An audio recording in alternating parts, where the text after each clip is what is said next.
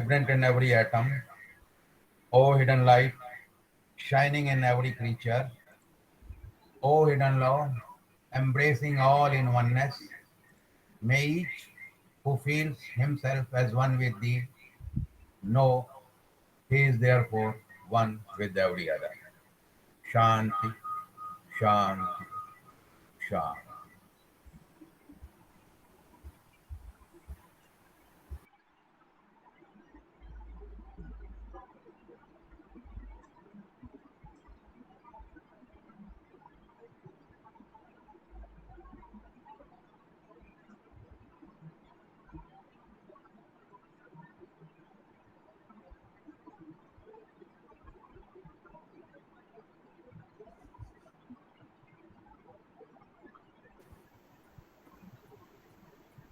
Thank you.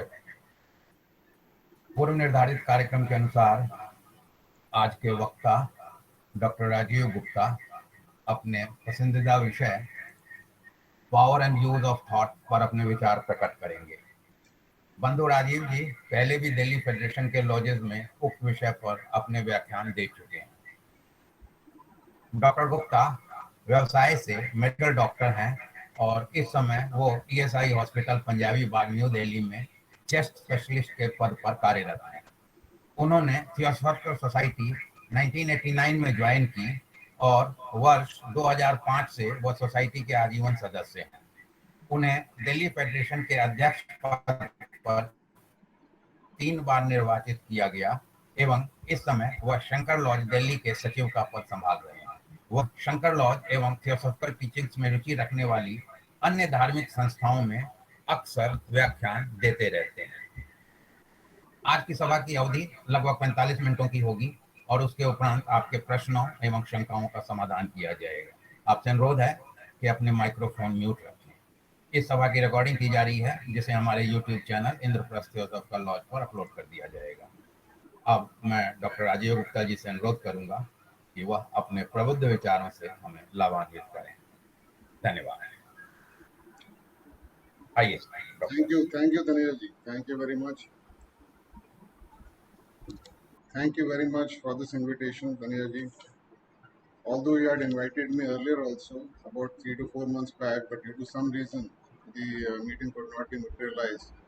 But somehow you remembered and you again invited me, and I am very much thankful to you for giving me this opportunity to share my understanding on this topic of the power and use of thought.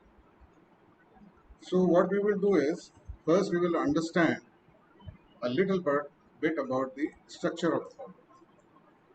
Now man, as we understand and look at ourselves, we find ourselves to be a human body through which we gather impressions and we do some action and speech. On the other hand, we have some emotions, likes, dislikes, desires, thoughts, and this we are unsure, most of us, whether this is part of our brain or is it something separate which we call our mind.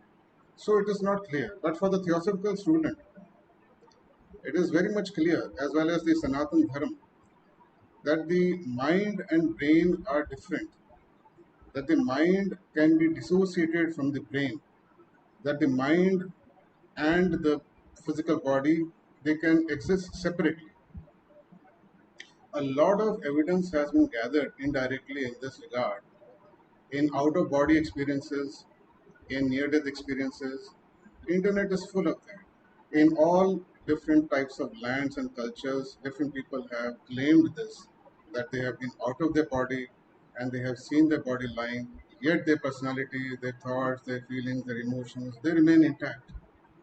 Similarly with near-death experiences, when the heart is stopped, the person comes back and then he tells us that his personality was still intact, minus the physical body. So in this regard, the theosophical student is quite sure, as well as with his studies, that the mind is different from the brain. Brain being just a transmitter. So this mind, which we have, has certain components to it, functionally. So what do we find? We find that we are having likes, dislikes, desires, we have feelings, emotions, and we have thinking or thoughts. There is a slight distinction that we do in theosophy between likes and dislikes, emotions, and thinking part. The thinking part is like a computer. It's like when we add 2 and 2 together, we get 4. Whether we like this number 4 or not is immaterial. Our mind tells us that 2 and 2 have to become 4. That is the principle, that is the logic. So, the logical part of the mind is called the thinking part of the mind, or what we call as thought. Whereas the other part of the mind in theosophy we call it as desire part or the emotional part, and we denote it as the activity of the astral part. Most of us we know about this. So our mind is composed of emotion, the astral part, as well as it is composed of the thinking part. In the thinking part or the thought part, we have again two subcategories. One is the concrete part, where we can think in definite terms, like we think of the number 2, number 5, a particular table, a particular person, a particular object. Then we have a specific thought and a specific shape. So that is called the concrete part of the mind. Whereas when we have an idea which represents a general principle, then we call it as an abstract part of the mind or abstract thinking. So we have these two subdivisions as well. So now that we have, in a synopsis, we have the mind consisting of emotions, our likes and dislikes, our desires, our passions, the other part being the logical part of the mind, and in which we deal with concrete images, concrete thoughts, specific concepts, and the third part is the abstract part of the mind, where we deal with principles, laws, generalized concepts, like, for example, a table or a triangle. Now, these are concepts which are abstract. A triangle can be of different types, but it has general properties. So, in that way, I think most of us we know. I will not elaborate too much on that. Now, we also understand as theosophical students that one part of the mind affects the other part of the mind, and the mind as such affects the body, and the body also affects the mind. So, if we have a strong emotion, it will affect our thinking. It will distort our thinking, as well as produce impact on our body as well. Same way, when we have a thought, it will affect the thinking part if it is related to ourselves, to our personal self, or it will have no impact if it is just a pure philosophical thought. So, with this, let us go further. This was just a base so that if there are new people here, they can understand what exactly we're going to talk about further, so they're not confused about it. Now, as soon as a thought is produced, a vibration issues from that person from where the thought has been produced. It's like a stone being dropped into a pond or a lake, and ripples start coming out. These rippling or the vibrations which radiate from that person in whom the thought has occurred, they spread in all directions, and they affect and impact each and every person who comes in contact with these. Now, let us understand a little bit more deeply about this. This thought can produce two types of radiations. One is a simple radiation, and the other one is a complex radiation. Just like in a musical instrument, we can press a key or just play along a single string or pluck a single string, you will have a single tone or a note. That single tone or a note will denote one type of frequency. Similarly, a thought which is just confined to a particular subject, for example, algebra or geometry, it will have a single type of frequency. Now, let us understand in terms of sound. When we speak, a sound wave is created. This wave is having frequency as well as it is having an amplitude. This amplitude determines the loudness of the voice or the sound. In the same way, a thought, how strong it is, how far it will go, how far this radiation will go, depends upon how strongly it was created, how much strength it has. But the character or the quality of this thought will be dependent upon the frequency of the thought. So, if it is a thought of devotion, it will have a different frequency. If it is a thought of jealousy, it will have a different emotion, a different frequency. Similarly, in sound, we find that in women the frequency is higher, but they can speak as loudly as a man whose voice frequency is lower. So, this amplitude determines the strength, how far it will go. The frequency determines the quality. This thought, as it radiates from the mind of a person who has generated it, it carries on in all directions depending upon the strength of the thought, and it impacts everybody whoever comes in contact with this thought. If it is a single type of a thought, or if it is a complex type of a thought, it makes no difference on the radiation. Only thing is, if it is a complex kind of a thought, it will have multiple tones. Like in a song, we have multiple tones. So a song is made up of several tones, several sounds of frequencies, several frequencies combined together. So let's now take an example and understand it. A person is sitting in his house and doing some puja to his Ish Devta, his deity, who happens to be Lord Krishna.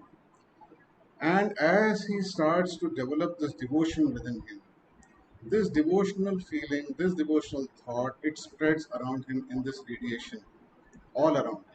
And it affects each and every person. So now it will have impact on three people, three types of people. First type of person is a person who himself is passing by and is also a devotee of Lord Krishna. In such a person, when this thought will impact the mind of this person, let's suppose let's call this person who is developing this intense thought of devotion sitting in his home by the name of Krishna Das. So when Krishna Das develops this devotional thought, the thought carries forward and goes in all directions, all across the street and the park, maybe the whole city, depending on how much strong this thought was. A person who is also devotee of Krishna comes in contact with this thought. What happens in this person? A similar type of thought gets reproduced in this person who is also a devotee of Krishna. Whereas in the second case, there is another person who believes in God but is not a devotee of Krishna. Maybe he is a Christian, maybe he is a Mohammedan, maybe he is belonging to some other sect of Hinduism. In such a person, the devotion will be evoked, but that will be to his own Ish Devta, to his own deity. So, supposing somebody is a devotee of Lord Ram, then that person will feel devotional feelings arising within him of Lord Ram. Whereas in the case of a Christian, it may be Lord Jesus. In case of a Mohammedan Muslim, it would be Allah. So different people having different associations with different deities will have this kind of thought make arise in them because of the impact of this external thought. Now there is a third category, the third type of person who is not believer of any God. He is an atheist. What will happen in him? That person will feel elated, feel slightly better, a little more joyous, a little bit more happier because of the impact of this thought. So we find that number one, whenever a thought is produced, the thought will have its impact by radiation on different people who come into contact with this radiation, provided that these people are not otherwise engaged deeply in some other work. Their minds are not engaged in some other work. If supposing I am a devotee of Lord Krishna, but I am engaged in some heavy mental work, then this vibration coming from Krishna Das will come to me and pass away.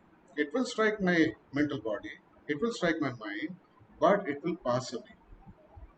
And I will not be able to get any kind of image or any kind of devotional feeling. Just like when I am engrossed in some work and there is a sound nearby, I am unable to hear it.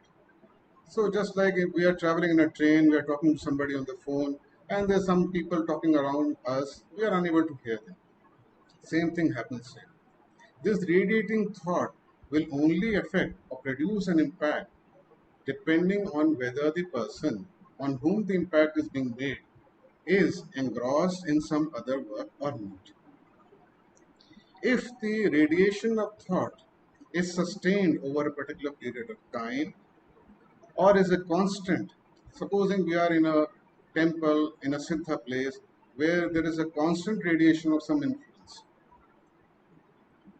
and we happen to be there and we engross in something, then during this period when we are engrossed with some particular work, we will not be impacted by that radiation. But as soon as our mind settles and the mind becomes free, we will be impacted by this radiation.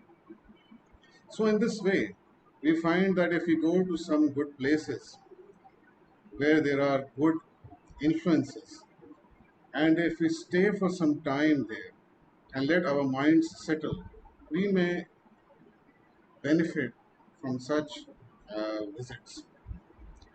So, this is just an example.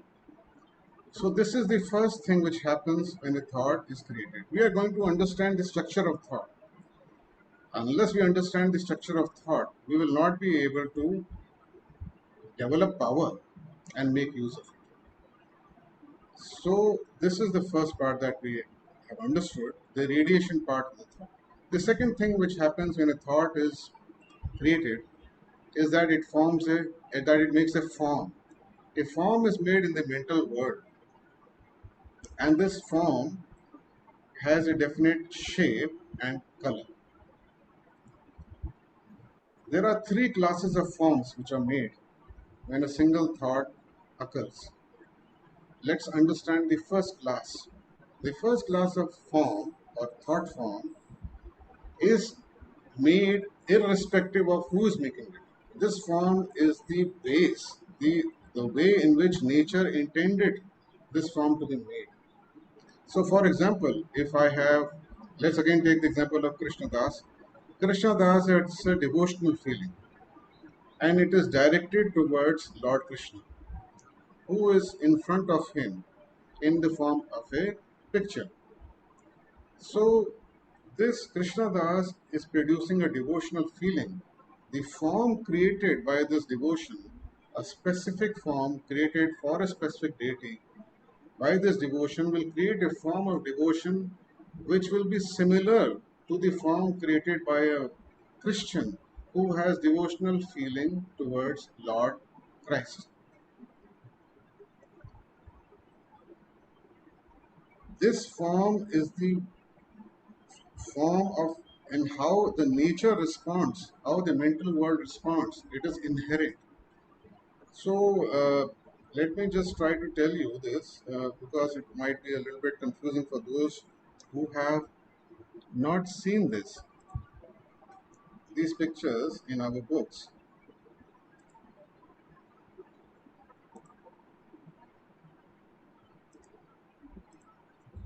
You see this. This is a vague affection.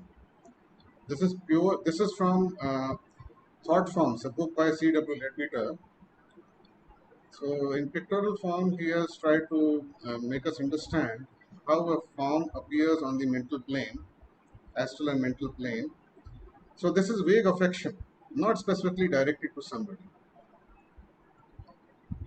This is affection which is having selfishness. You can see the darkish part. This is brown gray coming in there. So, brown and gray, they represent selfishness, and the pink or the rose red, they depict affection. This is definite affection. it is going towards that entity towards which the affection has been created. Who is the object of that affection? So you can see this is irrespective of who is the object. If I have affection definite for somebody, the same type of thought will be created. This is the natural, the generic form in the mental world. We go further and see this is radiating affection.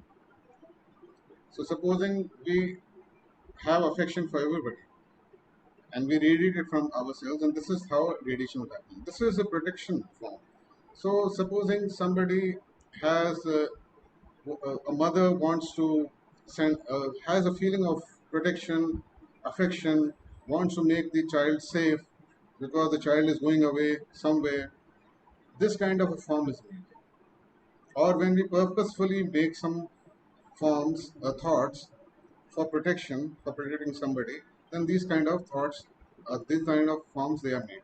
Now we can see further also. This is for devotion. So this is vague religious feeling. And the last I will show is this is the upward rush of devotion.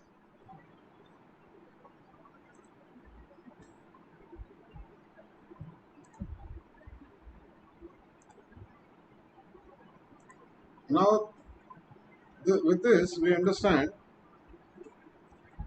that these generic forms are made irrespective of who is creating them, and they are associated with color and shape. This is the first class of thought forms. Now, these thought forms, these first class of thought forms, they are made and they have three subdivisions in them. I will later on summarize this because it may get a little bit complex. So the first subdivision of these type of thought forms is that the form goes to that target to whom it is addressed. So supposing I am thinking about some person. So let's suppose I am thinking about a person to whom I am sending a helpful thought of health. That person is sick, I want that person to become healthy. This thought form which is created in my mind will rush towards that person and impact the mental body, the mind of that person. If that person is engrossed mentally in some other work, then this form will wait near his mind till that person's mind becomes free. Just like a person comes to our house and rings a bell. If we are engrossed, we don't hear the bell, we will not open the door. But as soon as the mind becomes free and that person has similar matter in his mind which can vibrate to the same frequency of this thought form, then that person's mind will accept this form and take it and become and make it part of itself, just like we take food and we eat it. So that person will be affected, the mind of that person will be beneficially affected if it is a beneficial thought. If it is an evil thought, a thought to injure the other person, it will have similar impact. So in the same way, on the physical side, if we give a gift, we give a flower, a pen, something we give to another person, and the person accepts it, then the person gains by it. But if we slap a person or abuse a person, then obviously we are making an impact of the other side, of the other kind. So this is the first subclass of this generic thought form, in which a target is there and a person specifically targets or sends the thought, whether consciously or unconsciously, towards that person. And it has an impact. It only has an impact if the other person's mind can respond to the same frequency. This is important. Otherwise, what will happen is that this thought will strike that other person's mind, and if that same frequency is not present in that other person's mind, then this thought will come back and strike us back again. So if I have a negative thought, emotion, and I direct it towards some saintly person, some Mahatma, what will happen? The Mahatma does not have in his mind any such type of negativity. The thought will not find any house, any acceptance, any invitation, and will come back and strike me negatively. So I will receive what I was trying to give to the other person. This needs to be understood. And that is why we should avoid and tell others not to speak negatively for anybody and especially to the saintly type of people. The second subclass of this thought form is that when we think about something related to us, which is the majority of the time. Now, in the first type, we were thinking about somebody. In the second type, we are thinking about ourselves, our own affairs. What will happen tomorrow? If I do this, what will be the impact? I should not do this. So many things I keep on thinking daily. Now these thought forms, they start cropping up as I keep on thinking like this. They don't go anywhere because they are not directed to anybody. So they remain with me. They get detached from my mind and remain near my mind. They are like small children I have created and they remain near me. And like small children, they will pull at me and ask for attention. They want attention. Their existence depends on how much energy I gave to create them. So if I keep on thinking about the same subject, same topic related to myself, I will give more and more energy to this thought form, and this thought form will become relatively permanent. And it will draw my attention towards it whenever my mind is free. The result of this is that whenever our mind is free, these thoughts will drag our mind towards them, and we will find ourselves thinking again of the same things that we thought of earlier ourselves. So it's a loop, and this loop will keep on happening, and this is how we live our life. The third subclass of this type of generic thought form is when we don't think of anybody in particular. In the first type, we thought of somebody in particular. In the second type, we were thinking about ourselves, our affairs. In the third type, we don't think of anybody in particular. A thought is there. Today is very cloudy. It's a thought, nothing special. So, what happens to this? Another thought form is created, but it is not directed towards somebody. It is not related to me. It will be created and remain where it was created in the mental world. It's like I take out from my pocket some piece of paper and I don't find it very interesting and I just drop it. So wherever I drop it, it will remain there and I keep on walking. So as I move in this world, as we all live in this world and move from place to place, these kind of thoughts which are not directed towards any person, or not related to our affairs, they don't go anywhere. They are just created wherever they are and they remain wherever they are. So it's a mass or a sea of such thoughts in the mental world through which we move. So when we go to a particular place, let's suppose we go to a metro station and we are waiting on the platform of that metro station. On that platform are again so many loose thoughts which are not directed towards anybody. And if our mind is also free, then these thoughts will come within our mind. And if we latch on to them, we may start a series of similar thoughts and go along with them. So these are the third class of subclass of thought forms of this type, which are generic thought forms.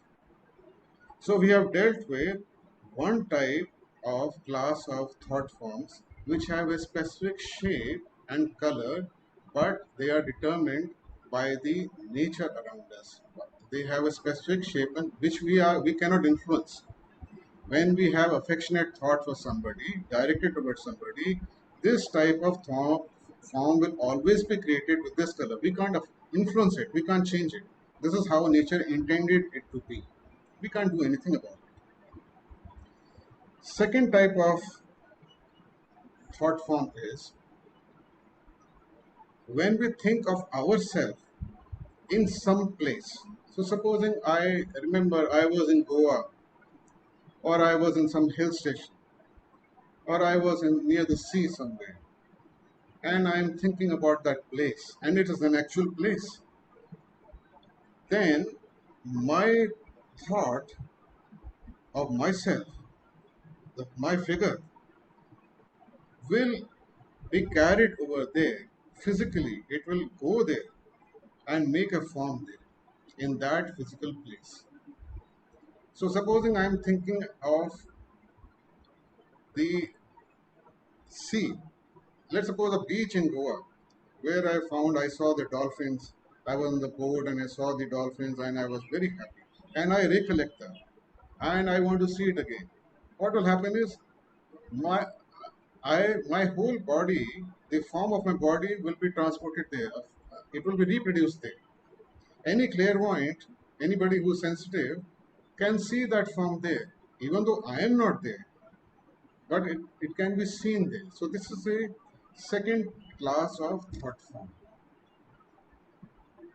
Third class of thought form is when I think of something and in my body that particular form or shape is made. So now this is having a particular concrete form. So supposing I think of this mobile phone. So I close my eyes and I think of this mobile phone. I picture it in my mind. I visualize it. What happens is in the central part of my mental body, there is a band, just like a TV, but it's all around. And in that band, mental matter of my mental body, it creates this form within my mind and it gets detached. As soon as it is complete, it gets detached and comes in front of my mental body. And it remains there as a form with a particular shape. And this particular shape remains there. So I am constantly making different types of specific forms which are not generic forms. I am making generic forms as well. For example, if I like this mobile phone and I look at it and I say, wow, what a phone. I really wanted to have this phone. And now finally I have it. So this feeling, the form which is created by this feeling or understanding is a generic form that is created. It is a separate form. But at the same time, I was thinking about this particular phone. So this particular phone is created in my mind and it gets detached and lies in front of me. This is how I can see it in my mind. So I am creating this third class of thought forms as well. So these are the three types of thought forms that I have created. I will now summarize this a little bit. Whenever a thought is created, it gets radiated all around. The vibrations of that thought, having a frequency of that thought, the nature or the quality of that thought gets radiated depending upon how far it will go, depends upon the amplitude or the strength of the form, and it will impact other people. The second thing is I will make a form. The first was a vibration, the second will be a form. It will be a generic form, it can be targeted, or if it is intended for somebody, it will go to that person. Whether I wanted or did not want, whether I was consciously doing it or not doing it, doesn't matter, it will go to that person. If it is not about some person but about myself, then that thought form will be created, generic thought form, and it will remain in my vicinity of my mind. And the third is third subclass is when it will be not directed towards somebody, but a waveform not specified for somebody, it will remain where it was created and be dropped there. The second class of thought form is when I think of myself being in a particular place, then my form will be created in that place. And the third class is when I think specifically of something and visualize, or even if I don't visualize, a form will be created and that form will be specific. So, supposing there's a mouse, so the mouse will be created in my mind when I think about it, and it will remain there, detached slightly away from my mind, and remain there in the vicinity of my mind. So, this is the structure of a mind. We have to understand this so that we are now in the position uh, a little bit more. We have to understand little bit about the color as well. Now, the color of the form, especially the generic form, it denotes the quality of the form. So, as we saw, the bluish form denotes religious feeling. Yellowish color, it denotes intellectualism, uh, or let's say thinking, some scientific thinking, philosophical thinking, intellectual one. If it is rose red, reddish color, it is affection. If it is violet color, it is spirituality. If it is gray, brown, it is selfishness. If it is black, if it is then it is malice. So like these colors, they are produced and these colors can be seen by clairvoyants within our bodies and without our bodies, as we said. So a mind of a person or a mental body of a person is having all these colors, and I would like to uh, most of us we have seen this in our books, but for the people who have not seen, I would like them to see from man visible and invisible.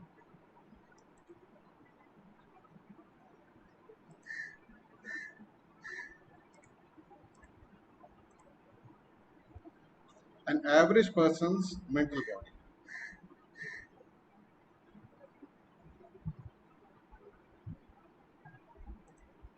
This is the average person's uh, mental body. I hope you can see it. No, it's not coming. I'll do it again.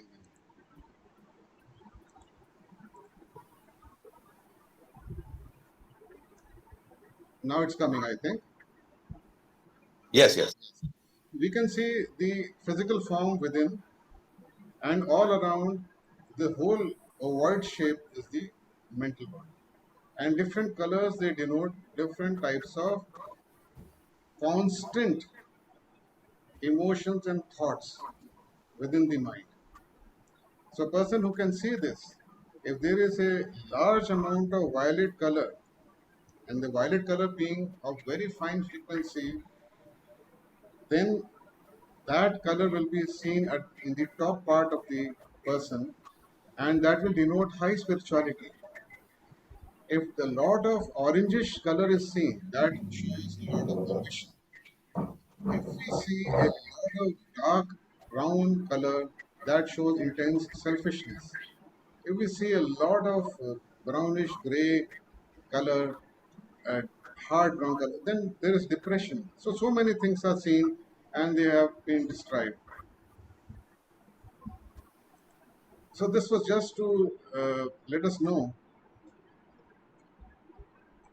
this is how, if we had the sight, clairvoyant sight, this is how we would see the mind.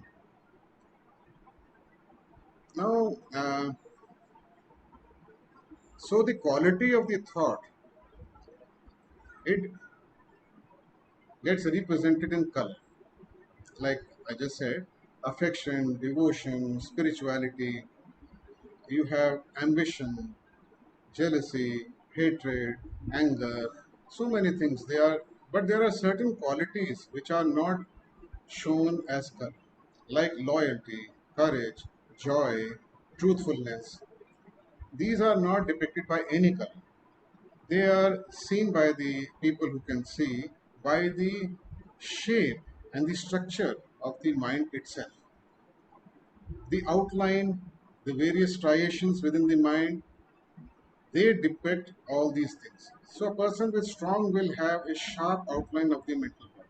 A person with courage, truthfulness, will have striations in the mental body which will be very smooth, clear, and we can see this very nicely if we have the sight to see. So this is how they have described the mind as a separate entity, and the nature of the thought, it depends. So we have seen now this thing, and we'll go further. I think a lot of time has been spent on this. Two things about the thoughts are very important. One is the clarity of the thought, and the second is the strength of the thought. The more our thought is clear, the more accurate it is, the more impact it will have. Just like when we speak, the more our words are clear, the more they can be understood. The strength gives the reach of the thought, the depth of the thought, the impact of the thought. The more stronger our sound is, the more farther it will go, the more impact it will have. So both are important when we consider the power and use of thought, clarity as well as the strength. Now we understand that if we want to develop power, I can say now more or less I have finished with the structure of thought and how we can use it. Then the second part that we have to understand is how to develop power in our thoughts. To develop power, we must first of all take care of the loss of power. Just like if we want to transport water from one place in a vessel to another place, but if that vessel is having a lot of holes, we will find that by the time we reach to the second place, the place where we wanted to carry the water to, a lot of water has leaked. So the impact of the thought or our mind will not have enough power to have an impactful thought. So to create that power, we have to stop the leakages. And for that, the most important, or let me say, the most important leakages, in brief, I will say because there is little time, is number one, worry. When we keep on worrying, the forces within the mind, the thoughts within the mind, they keep on churning in one place. It's like we are, instead of marching and moving, we are just moving up and down. Our legs are moving up and down. We are spending a lot of energy without going anywhere. When we worry, we keep on repeating the same thoughts again and again and again and think that something will come out of it. And we spend and we waste a lot of time and energy in this. So worry has to be eliminated by the theosophical student, especially by that person who wants to develop thought power, who wants to become a beneficial force, who wants to become a student of a master of a wisdom. Worry has to be eliminated. And what has been suggested is that if we understand the laws of nature, if we understand that whatever we can do, we do, and let the laws of nature take care, and whatever has to happen will happen. Our only work is to do what we can do. A lot of worry gets eliminated. I will not elaborate on this. Please, you have to find out yourself, do some research for your own self, how you can eliminate worry, because people at different stages of evolution will find different answers to this problem. But important point is worry is one thing which leaks a lot of power of our mind. The second is irritation, hypersensitivity. Somebody says or indicates that he is saying or insinuates something or hints at something, we feel very bad. How dare he say something like this? How dare he hint like this? What does he think about himself? And we keep on again making it very big in our mind. and lose a lot of energy in that. It doesn't matter what the other person is thinking or saying. That is that person's business, not my business. I have to be clear in my mind what my life's goals are, how I have to go about it. The third is unnecessary argument. So, if we do a lot of argument, which is not required, that is why CW literature says unnecessary argument. There might be a situation in which you have to tell the other person your side, the right side, as you think it is right, make it clear to the other person, and that should be the end of it. The other person agrees or disagrees, it should not matter. But in most of us, our habit is that we want to ensure that the other person agrees with us. Therefore, we keep on arguing with the other person to convince the other person that I am right. And this can happen actually physically, but a lot of the time it happens within the mind itself. That when I meet that person, I'll say like this, or I should have said like this. All this is useless waste of time and money and power and everything. So we have to take care of these leakages. The second thing is wastage or misuse of power when we do a lot of gossip. Gossip is already spoken about in At the Feet of the Master. What is gossip? If we see in the physical sense, if I write a letter that look Krishna Das, how stupid he is, in front of a photo, he is doing salutations, pranams, begging, what a stupid person. Or look, this person. So I make up a story, I see something, I write it down, and I post it to 50 people. In my mind, this is what I'm doing. I gossip and tell others, look how and what that other person is doing. So what happens is that I'm spreading a lot of thoughts which are not good, they're evil, and wasting a lot of my power. I'm spreading negativity as well as wasting a lot of my power in unfruitful work, rather evil work. So what happens is that this gossip is a creator of a lot of bad karma, not only for myself, but for others. It's like a virus.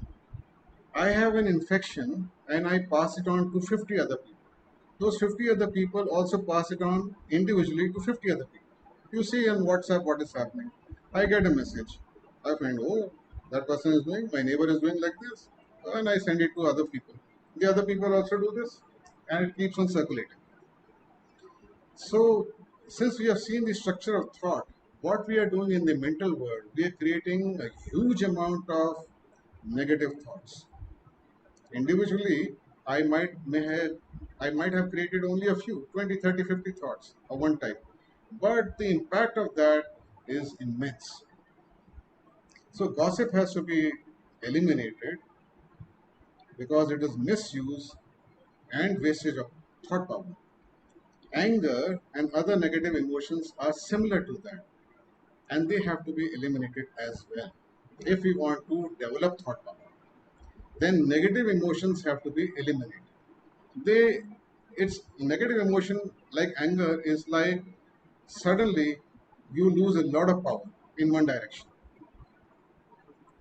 Then you feel depleted. Although you may feel a lot of energy, but really at the mental level, you are not useless to do any work. To the clairvoyant side, as C.W. Leadbeater says, an angry thought or a huge negative emotion is like a hurricane, a cyclone within the astral body. It disturbs it so much that the person for the next 24 to 48 hours is unable to do any kind of fruitful work because of this massive surge in a type of vibration in which other types of vibrations, to introduce other types of vibrations to do some beneficial work, it becomes difficult.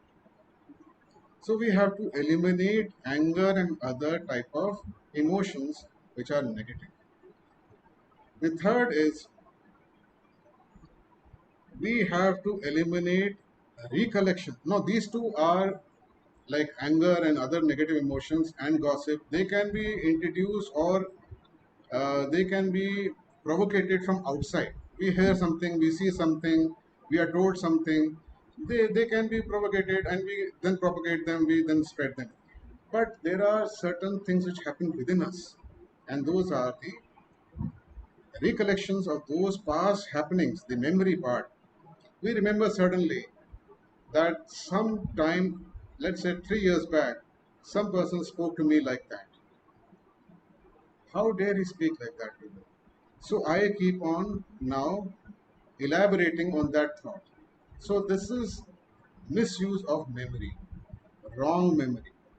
We remember that Patanjali talks about right memory. A yogi should have right memory.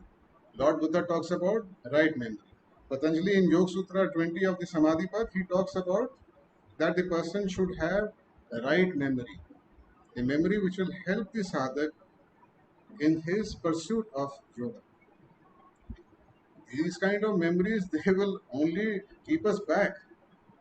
They will not let us go further. They will reduce our power. So misuse of power and wastage of power by having wrong memory, recollection of wrong things, negative things, things which do not have any impact now, which are not a part of our travel plans where we want to go, they should be eliminated. And then we come to unstructured thinking. We waste a lot of time by keeping the mind idle. So it keeps on going. It's like our horse or like our car, our scooter, our motorcycle. It has its own mind and it keeps on moving around. So supposing if I have a vehicle, I have a car, and the car, I get out of the car, I'm not using the car on itself goes out on the streets and moves around. So it is going to waste a lot of fuel. So our mind, if it is sitting idle and it is just carrying on with some thought or the other, then we are actually not using the mind, misusing the mind, wasting the power. Unstructured thinking has to be eliminated. What can we do? We have to take up positive thoughts, thoughts about our, we have been given in theosophical literature a lot of suggestions on this. We can keep good thoughts in the background, bring them when the mind is not being used. We can take help of mantras. So when our mind is not engrossed in something, we are not actively thinking, we can use the mantras. So many things that we have to find our own way, which is best for us. Or we can have multiple ways. The important point is that we should not have unstructured thinking. The mind should not be left idle on its own. So in this, uh, I will have to speed it up. It's 9:54. Then we go on to how do we increase the power of the mind. So in this, Annie Besant has said we must do one thing at a time, concentrate fully on that one thing, and do with all our might. When we do this, we build up our mental body, our mind. On this, she has written in her book, Thought Power, and I will read it. We would have mental bodies which should be strong, well vitalized, active, able to grasp the loftier thoughts presented to us. Then we must steadily work at right thinking, for we are our own builders and fashion our minds for ourselves. We should read less and think more if we would have our minds grow and our intelligence develop. If we are in earnest in the culture of our minds, we should daily spend an hour in the study of some serious and weighty book, and reading for 5 minutes, we should think for 10, and so on through the hour. She goes on and says further, with regular and persistent but not excessive exercise, just like when we exercise our body, we should not go to the other extreme of exercising too much. It should be done in a way which is regular and persistent. The thought power will grow as the muscle power grows. And as this thought power grows, it also comes under control and can be directed to definite ends. Without this thinking, the mental body will remain loosely formed and unorganized. And without gaining concentration, the power of fixing the thought on a definite point, thought power cannot be exercised at all. So, what we find is that she says that in summary, concentrate on one thing, do it with all your might, develop the ability to think. And how we do it? By taking up a thought and developing it up. So when we read the easiest part that she said, when we read something, the author has given some ideas to us. Those ideas we should churn and ponder over, chintan manan, in our minds, and try to understand what the author is meaning, try to find out the different aspects of that idea. In this way, our mind grows. Our mind grows when we think of positive things, positive emotions we have, then we gather in our mind material of similar nature and we eliminate from our mind material of the nature which cannot vibrate in the same frequency as the positive thought.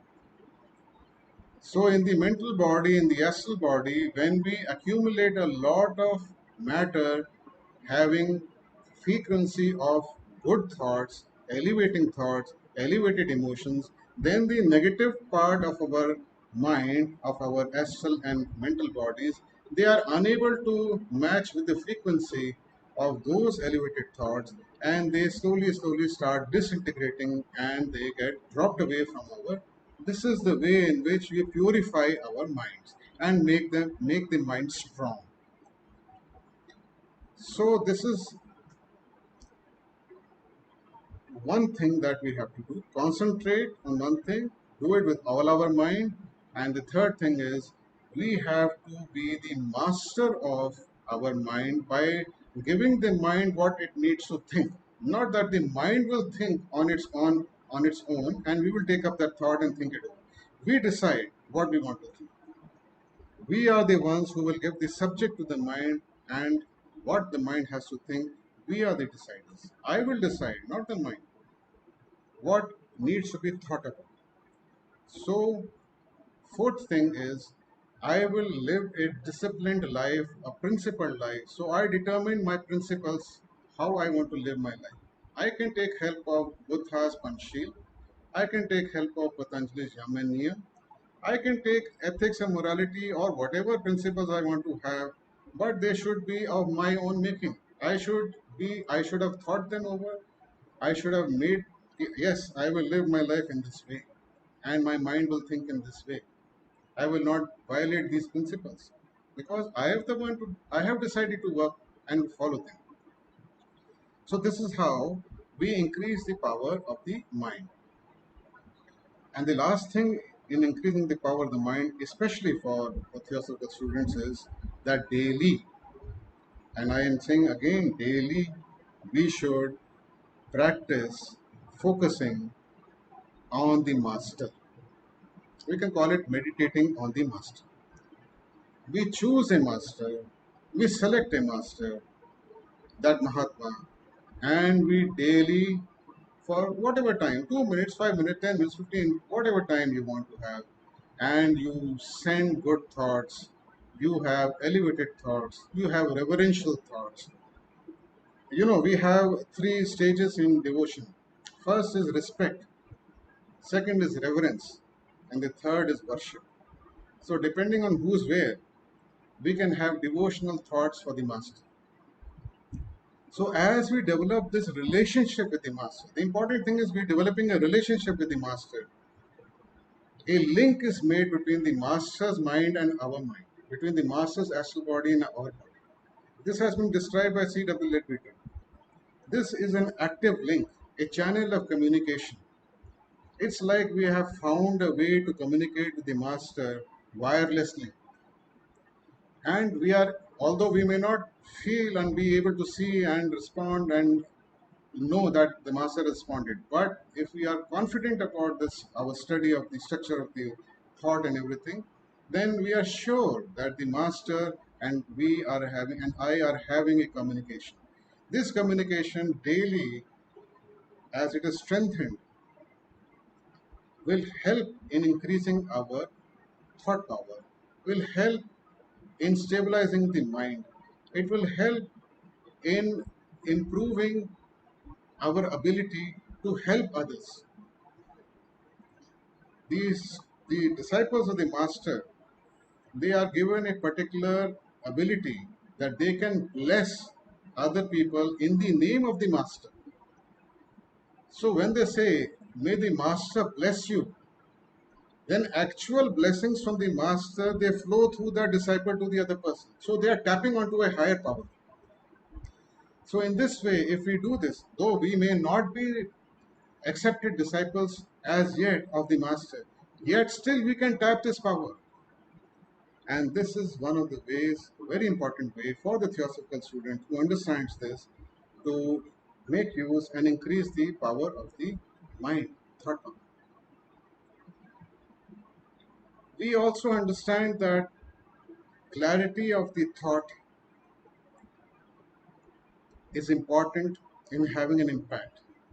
But at the same time, the energy of the thought, it comes from emotion. So when I have an aspiration to help somebody, and it is an emotion, a feeling of goodwill, in affection also, there are three stages. There is a feeling of goodwill, then there is friendship, and then there is love. So I have this feeling of affection, goodwill. This creates the energy in the thought. And when I direct it, that form gets directed towards a person, it goes towards that person. So this energy is given by the design. So both the aspects are important, and we should not, supposing I were just to say, oh, may you get healed. There is no power in this affirmation or wish. It has no energy in it.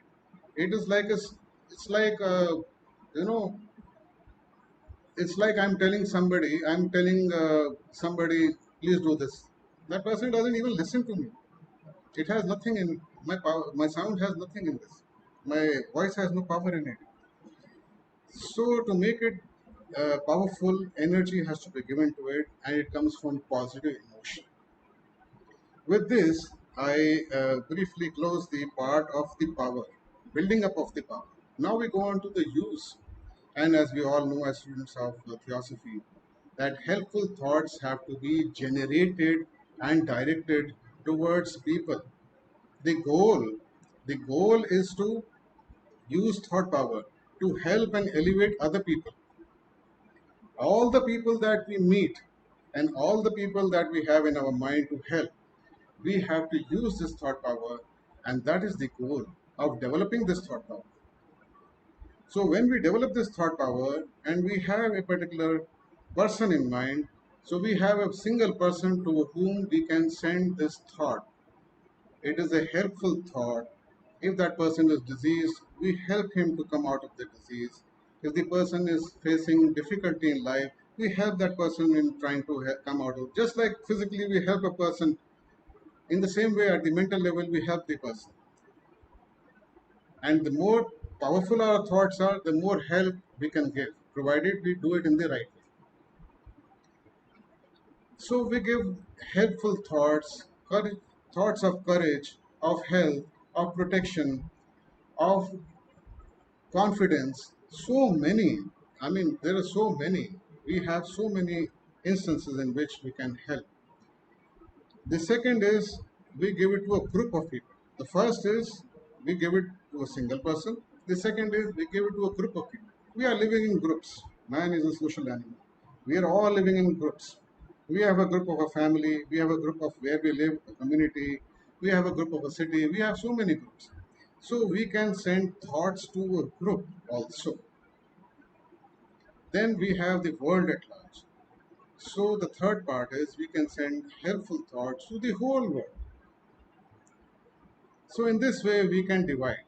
The important thing is that daily we should take out some time and devote this time to sending thoughts of helpful nature in all the three groups, to single people, single individuals that we have targeted, to people in groups, and to the world at large. Finally, when we are moving in life and doing nothing, our minds are not engaged. Like C.W. Ledbetter says, when we are walking, we are traveling in a train, when we are not using our time in some particular way, then whosoever we see, we can send a thought immediately to that person. So as we are walking down the street, when we see people, we can send good thoughts in their direction. If we see somebody who's, in our country, a person is pulling a rickshaw or doing some heavy manual work, we can send good thoughts of strength to that person. So we have so many opportunities of doing good work. C.W. Ledbetter says, a person who wants to do this work will find ample opportunity. There is no dearth of opportunity, but the inclination should be there to do it. So finally, at the close of this, I had to hurriedly go through this. So at the end of it, I will uh, end by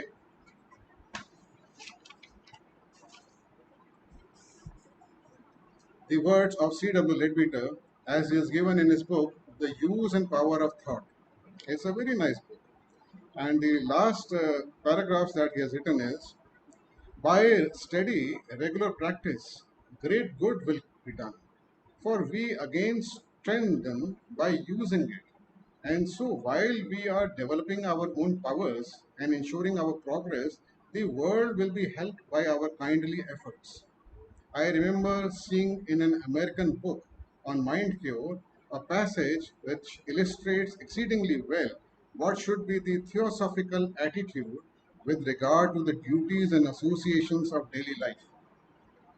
So the quotation is like this: knead love into the bread you bake.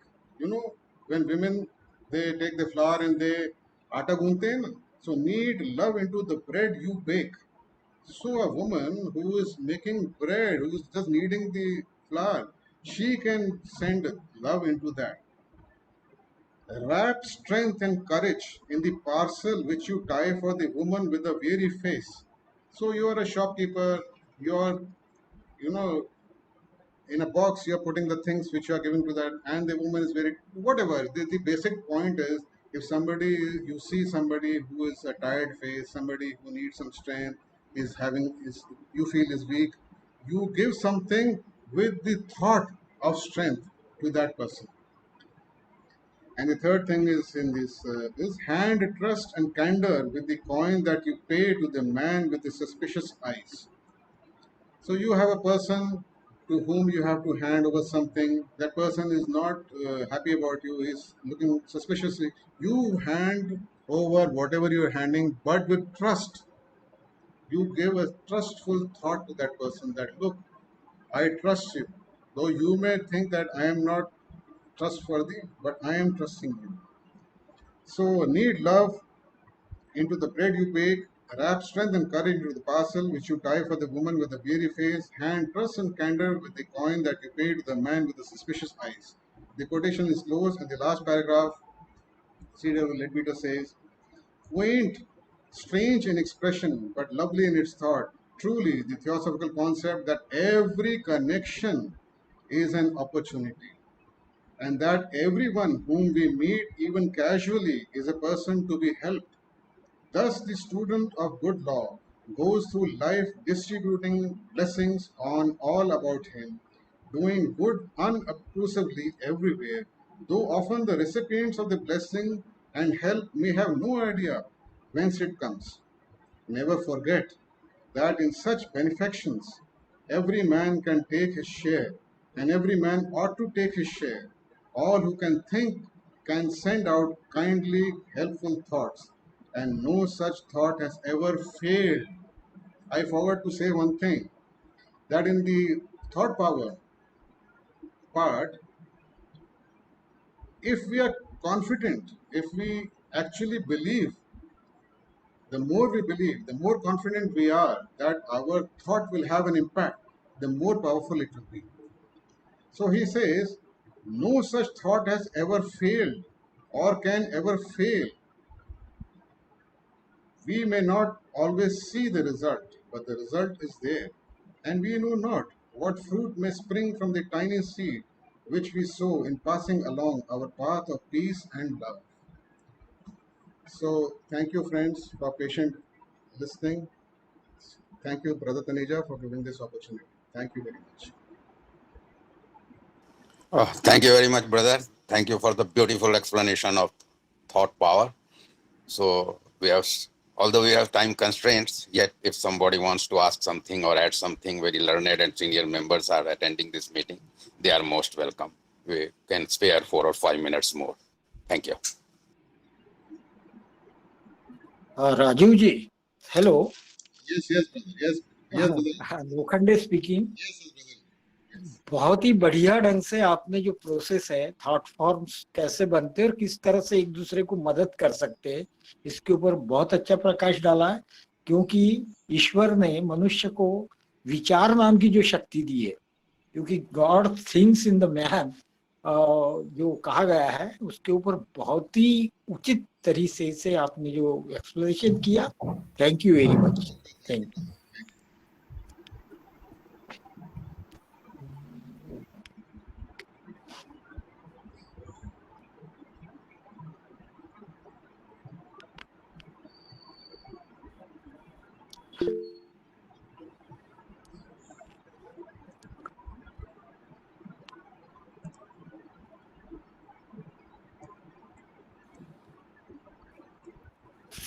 Good morning, sir. May I ask something?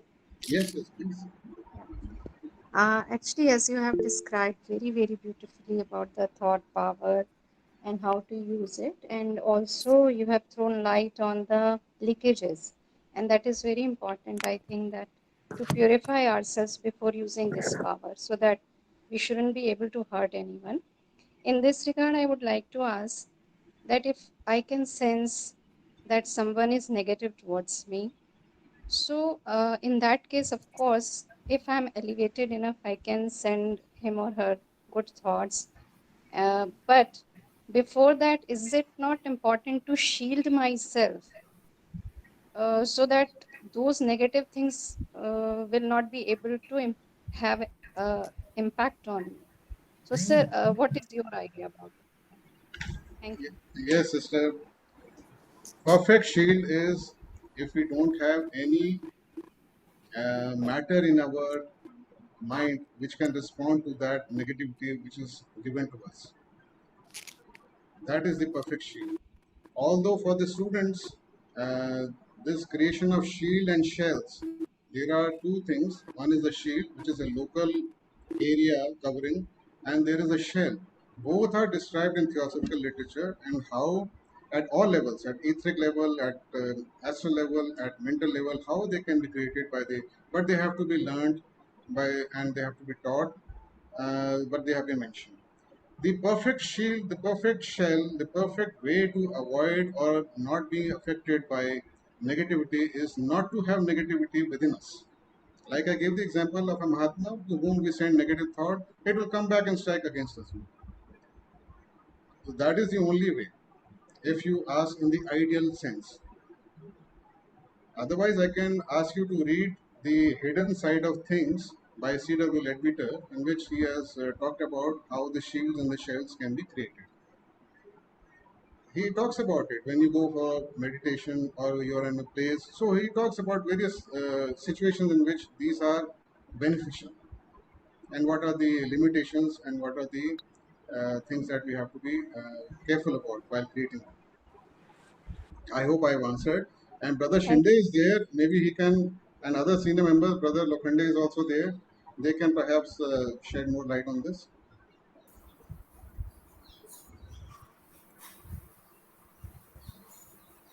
Oh, Hello. somebody asked about the ceiling. Is it not? Hello? Am I audible? Am I audible? Yes, brother. Yes, sir. Sister, you Ah. please repeat your question then. Sister? They asked something about the ceiling. The ceiling is there in our tradition. When we chant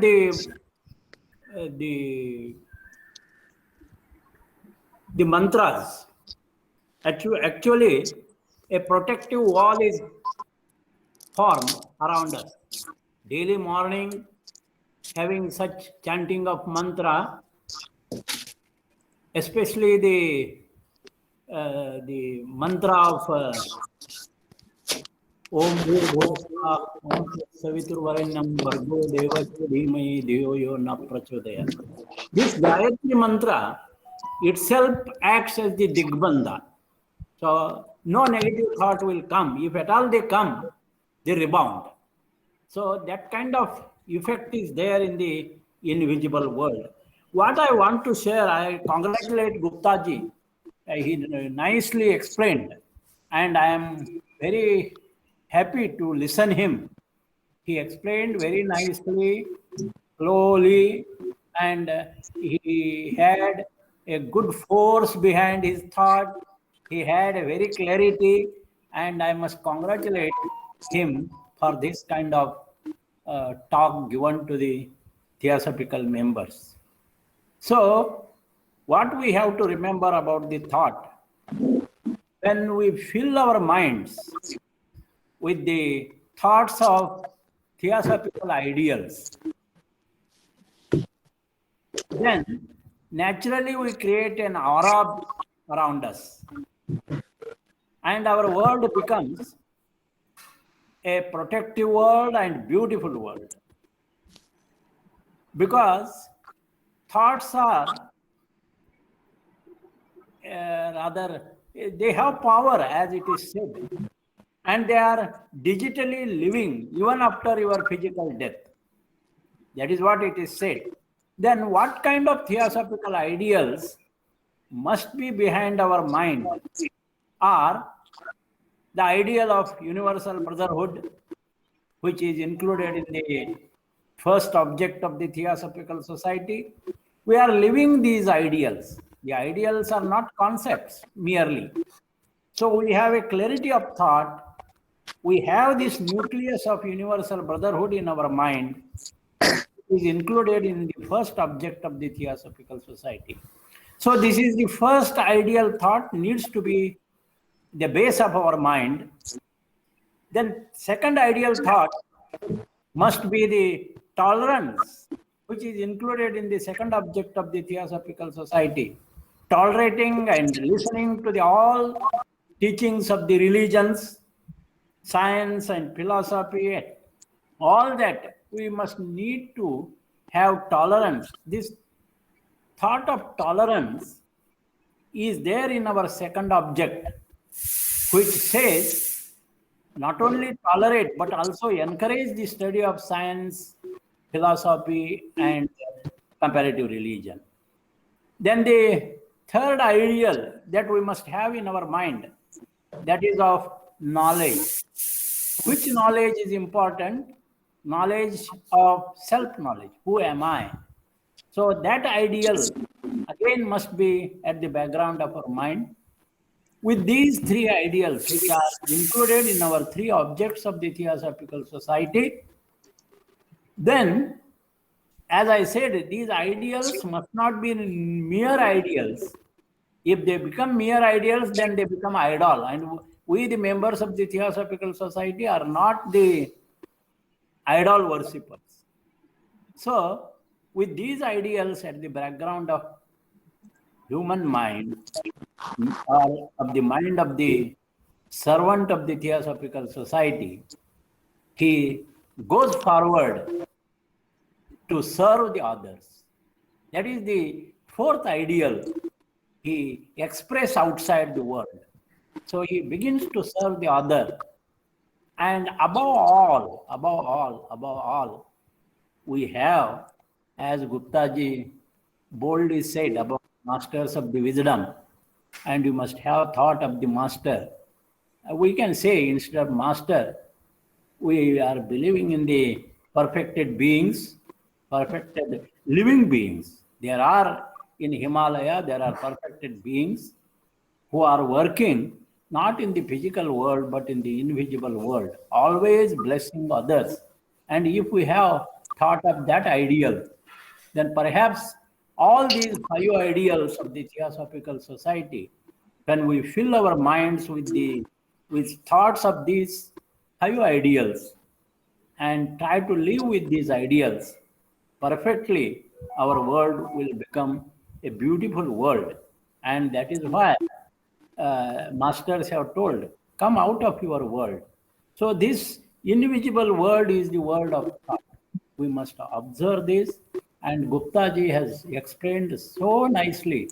I'm very much thankful and making me happy in this early morning about such kind of thought. Thank you very much, sir. Thank you for giving me this opportunity.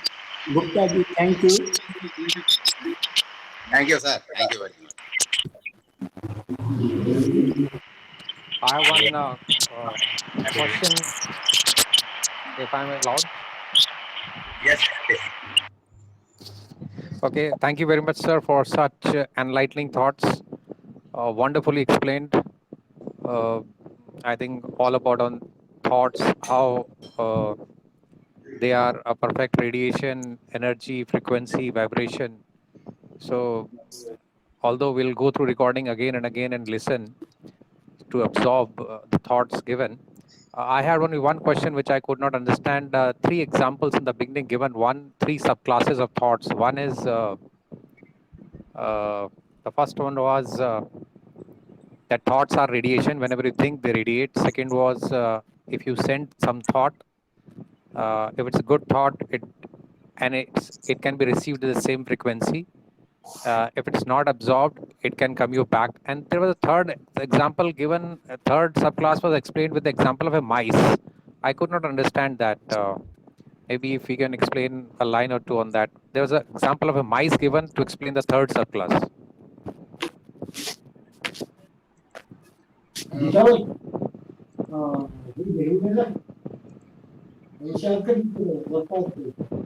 Deepak ji, brother Deepak, you're talking about mice. Yes, mice example to explain the third subclass of thought, sir. I couldn't get it. Well, I don't know about mice. I spoke about the mouse. Mouse. Yes, mouse. So I said that when we make a picture of a mouse, so supposing I think of a mouse, so I have a mouse in front of me, and when I visualize this mouse, what happens is that this image of the mouse, it gets reproduced within my mind, and it gets projected out of my mind as a form of that particular object itself, of the mouse itself, this computer mouse itself. At the same time, I have a generic thought form also created related to this. So anyway, forget the generic thought form. This mouse is created within my mind and gets projected outside of my mind. I can see it. That is why I can see it. I don't know whether you understood this again or not. I will go through the video again, and then maybe I can ask on one-on-one chat. Okay. All right. Anyways, thank you. This was a very inspiring talk today. Thank you very much. Deepak ji. Yes, Hello, sir. Deepak ji, one more thing we must remember. What the perfected ones have instructed us, that if your thought is what it should be, you have little difficulty in understanding, in action, all that. So, right kind of thought is very important. That's what I want to share here. Yes, sir. Yeah, Rajiv Gupta ji, he is my nephew, Deepak. He has just joined us. So when you are free, after Corona. Just Yeah, brief him one to one. He is very Yes, yes. interested in this topic. And now we are already running out of time. Yet, I will request Dr. Satsangi ji to please share his views in 1 or 2 minutes. Thank you, sir. Please. Thank you very much, Brother Taneja. Very enlightening talk today. Very interesting. And all the points about the thought powers and thought and the structure of thought and how to use thought and how to use it for your own self-development and for helping the society has all been very beautifully covered by Rajiv. I must congratulate him. And a lot of things has to be said, but there is no time, and things have already been covered so well by our elder brother, Brother Shinde ji and Brother Lokhande ji, and so many people have participated. Rajiv himself was very lucid and clear about this topic. So I congratulate all of you, and thank you very much for inviting me to talk. Thank you, brother. Thank you. Thank you, sir. अब हमारा सभा समाप्त करने का समय होता। बहुत बहुत धन्यवाद बंधु राजीव गुप्ता जी। हमेशा की तरह आपने अति सुंदर एवं स्पष्ट शब्दों में इतने गूढ़ विषय पर प्रकाश डाला। हम आपके बहुत आभारी हैं कि एक डॉक्टर होने के नाते आपने कोरोना काल में इतने व्यस्त होने के बावजूद आपने समय निकाला और हमारे अपने उत्तम विचारों से हमारा ज्ञानवर्धन किया। हम आशा करते हैं भविष्य में भी आप इसी तरह हमें अपना समय देते रहेंगे। आपका अत्यधिक धन्यवाद। और सभी मीटिंग में जितने सदस्यों ने ज्वाइन किया सबका मैं बहुत आभार प्रकट करता हूं। एक सूचना देना चाहूंगा, अगले सप्ताह इसी समय बंधु SBR Mishra ji one life one consciousness पर अपना व्याख्यान देंगे।